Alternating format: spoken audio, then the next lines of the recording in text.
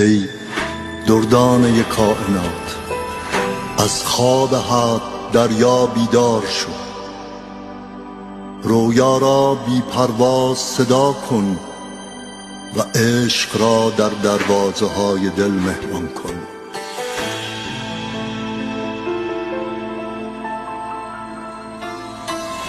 از پیشانی شکسته این دریا تا سرآغاز شکفتن راهی نیست، راهی شو.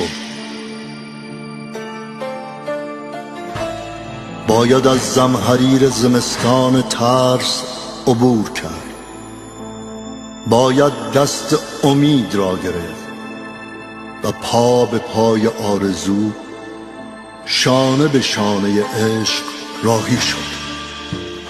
فصل دوباره جوانه زدن در راه است.